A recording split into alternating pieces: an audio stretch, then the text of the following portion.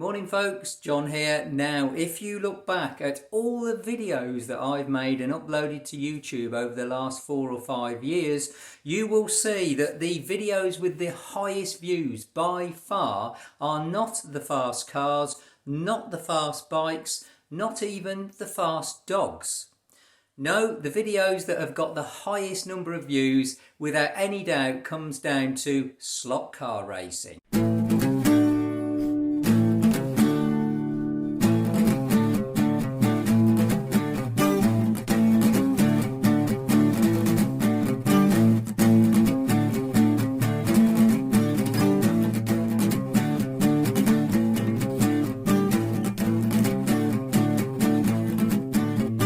I never had a clue that the coverage of the slot car races would ever get to the level they did with the GT3 World Endurance slot car race I covered, now at over 200,000 views. Now here in the UK, just like many countries around the world, events have been cancelled, and that includes the Slot Car Endurance Championships and indeed the massively attended International Slot Car Festival, both of which I usually go to and report back on. So I felt I needed to get my slot car fix for this year, especially as we go into winter. And I thought I'd do that by building my own track. Now I'm no stranger to building slot car tracks. I can't believe now it was over 20 years ago that I set about building a slot car track in the house where I lived at the time, filled a whole room with Scalextric track, and then invited friends down and people from my local pub to come and race in a mini championship that I did on that track. At that time I used Scalextric track, and then of course time moved on, I moved house, all that had to go. About 4 years ago I had another go at building an indoor track. This time I used Carrera instead of Scalextric. Carrera's much better quality track. You can actually use it outdoors because the rails on the track don't rust. So that was this Carrera track, and then again things moved on. I sold all the Carrera track and that was that. So this year I thought I would have another go at building an indoor track. Now I'm not going to use Carrera this time. I have gone back to Scalextric, and that's because the Carrera track has to accommodate both 132 scale and 124 scale cars. And because of that, the Carrera track's quite big, it's quite wide and needs more space. And my space is quite limited. I do realise that I could go for really small scale. There's some 164 scale cars out there, but I need the 132 because in my view, the 132 scale cars, you can get them to slide round the track. They got far more detail on the cars, and they hit that sort of sweet spot of getting you a car that you can get detail on, but at the same time you can fit them in a reasonably sized room. So that's what I've decided to do. The other thing to keep in mind is there are two types of Scalextric system. You've got the old analog system where you have 2 cars per race, 1 in each lane, which we've had for years. And now you've got the Scalextric digital system, which very much like Carrera's digital system, allows you to have up to 6 cars in one race and multiple cars in one lane. So I thought I'd have a go and see if I can build another track to get me through and get my slot car fix for this year. And to do this, the first thing I did was I went onto the internet, as we all do, and downloaded a copy of the Scalextric track design program. Now you may not know this exists. I had to do a bit of searching to find it. It's quite old and it did actually cause my computer to crash a couple of times. But eventually I was able to use that software to design a track that basically worked around the size of boards and space that I've got to put it on. So I now have a basic track design thanks to the Scalextric software, and which is free, by the way. The next thing I did was order some track, which has already arrived today. And here it is. So as you can see, I've ordered the Scalextric digital version of the track, which is basically allowing me then to run digital cars up to 6 cars per race. Good point here to keep in mind though is that I can actually swap the digital to an analog system very easily by simply removing the digital base unit, the power unit, and inserting the analog power unit instead. So if you do that, you can then swap between analog and digital without really changing any other parts of the track. So I've also ordered an analog power base, which is hopefully going to arrive in the not too distant future. Now at the moment, this box only contains track. It doesn't contain any cars because, well, I went on eBay and I was trying to save some money and just get the track initially. So at the moment, all I have in this box, and we will open it and have a look in a minute, is the basic power base, the digital power base, some track and a couple of handsets.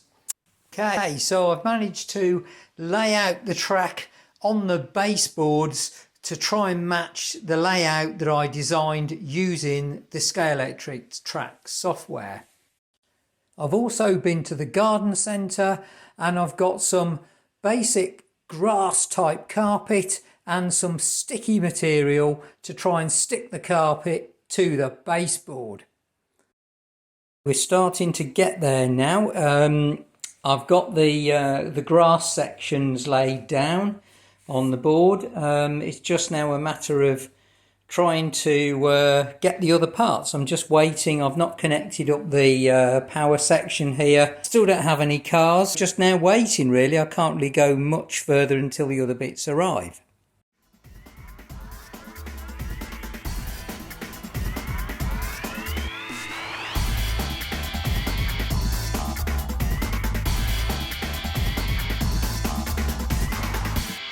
Well, that's a hand controller.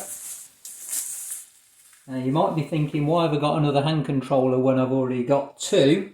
Well, the reason for that, because this is the analog track, which allows me to convert this track into analog instead of digital. So it basically allows me to run both analog cars and digital cars, depending on which I slot in to the track. Along with that is included, and why we need batteries, is of course the very important analog lap timer. Okay, so I've clipped the analog unit and the lap counter in now to the track section. So now we're starting to get some shape to the track. You can see how I've got the little sandpit areas fitted, and we haven't quite finished all of those yet. There's still some more corner pieces and a couple of straight pieces to come, which are going to take a little bit of work to get fitted because they're going to need to be customised, because I've used some very strange little parts in this track. So some of the track components won't fit without a bit of customisation. Well, unfortunately, folks, we have another problem because this base unit is faulty. I've just discovered that what should happen is when you type in a lap, so at the moment you can see it showing the lap counts for lane 1 here, counting up. Lane 2 is showing no laps so far. When you press number 2 to count lap 2, or dial in the laps for lane 2, you should go up as well, and it just goes, it just disappears. It just goes completely blank. So I'm going to have to send this one back and get another one. Another day, another parcel has arrived. Now this one I know is something to do with the track, because on the back it says thanks from 132 Slot Racing Limited. So let's get this parcel open and see what we've got in this one.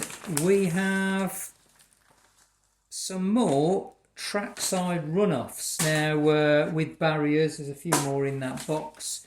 So these are actually quite important. I'll show you where these are going to go, but these are straights rather than curves. So the idea of these is to go in to gaps like this, and as you can see, the actual piece is too big for the gap. The track now is starting to really take some shape, and it's starting to look pretty good. I've got the power transformers currently inserted for analog, but I've also got the digital ones if I need them.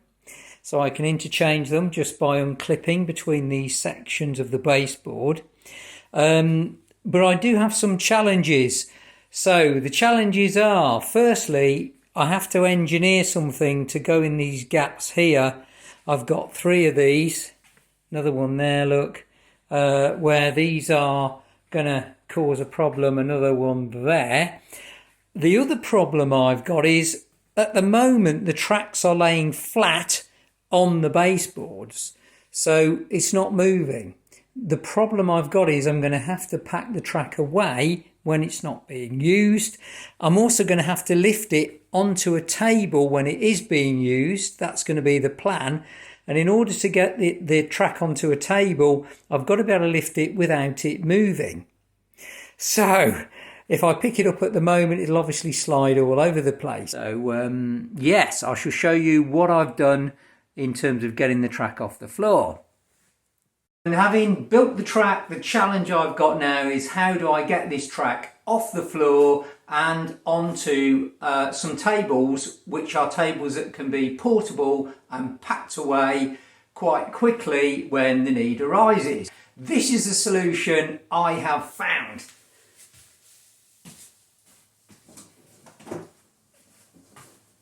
I have just purchased off eBay 2 of these, which I believe should do the job. So these are a children's sized table tennis table, so they're play sized table tennis tables, not full sized ones. And the beauty, as you can see, is that they have a carry handle. They can be opened up. They've got hinges just here, so you can open them up and fold them back down again. And I'm hoping that when they're opened up, based on the dimensions that I read on the description, these tables should be just enough to take these track boards. And then afterwards, as you can see, I can just pack them away, put a cover back on them and store them away. Let's try it and see if it works. I'm really hoping this is going to do the job. So I'm going to put these tables together and then I'm going to lift the track very carefully because I still haven't pinned it down yet or found a way to pin it down safely. But let's get this track up onto these tables and see if it works. Okay, that's the first table up and running. Table number 1. The first section of track is now on, and as you can see, it's quite a good fit to the baseboard. So there we go. So that's the first section on. Time to do part 2, which is this section down here, and connect them together. Is the second table tennis table, which we're going to match up, put the top on, match it to here, and we're going to lift this piece of track section onto this table. Ladies and gentlemen, we are there. The track is now on the 2 table tennis tables. As you can see, it was a bit more difficult to put together the 2 sections, and I thought it was a bit fiddly. Quite, you know, this track actually weighs quite a lot. Once you've got it on a baseboard, with all the track and everything, it does actually get quite heavy. So it's quite deceiving, even though the baseboard's really thin. However, it does look pretty good. So there you go. We now have a fully raised off the ground track. Now, some people will be saying, well, you don't have any tunnels or bridges in this track. And I would say to that, no, I don't. partly because it makes it really difficult to make the track portable, but also if you consider how many test tracks do you know, look at the Top Gear test track and the Grand Tour test track, none of them require a car to drive over a bridge. So this is what this is about. It's going to be ideally a fast lap test track to see what I can do and how fast cars, certain models, can get round this track. That's the idea, and it also makes it very easy to pack away as well. Okay, so having got the track finally mounted onto the tables and all put together, I thought I would label up some of the elements of the track to give the track a bit of character and learn certain elements of it as we get some cars on it, which I'm hopefully will be doing very soon. So we start off here at the start of the track with the digital lap counter. That's about to be replaced with a full-blown digital lap timer, but this will be the starting point. We shoot off from the starting point, and the first corner we come into is Striker Corner. Striker, named after the team that won the digital slot car Le Mans in 2017. We come out of Striker Corner into a short straight and then into the No Limits 180. The No Limits 180 is named after the No Limits team that won the digital slot car Le Mans in 2016. And then we come out of the 180 into the Rockingham Cut. The Rockingham Cut is a short straight. Rockingham named after the team that we followed in 2017 from the digital slot car 24 Hours. We then go down into the Disca Corner, named after the Digital Slot Car Association. Coming out of the Disca Corner, we go down into this long straight, which I have called the Granger Straight, named after the excellent digital slot car driver John Granger, who sadly lost his life a couple of years ago in an accident. There is quite a horrible chicane here. If you're in the wrong lane, that can catch you out. We then come out of the Granger Straight and we go into the Dit Slot Carousel, named after the team that won the digital slot car Le Mans in 2018. We come through the Dit Slot Carousel, back out, down into a straight and across the line. Well, there are really two next steps to do. The first one is I need to order a working lap timer. I've got a lap counter here, but what I don't have is a fully working lap timer, because what's important with this track is, for me, the times rather than just the number of laps. So I'm going to go online and I'm going to order another lap timer, but I've basically been doing some research and I'm going to order a more sophisticated one at an unbelievably cheap price called an Arc 1. I've been doing some research yesterday evening, and I think you'll be amazed at what this lap timer can do for the very small amount that you have to pay for it. The other thing, of course, is a car, and I have ordered a car. It's on its way, hopefully, on eBay. I've basically gone for a really cheap car that should run, but for now I'm really happy with it. I'm glad I've got this far and we've made a complete track at least, and we will keep you posted when we get the new lap timer and we get a car, which will be very, very soon. In the meantime, thanks for watching and I'll catch you in the next one.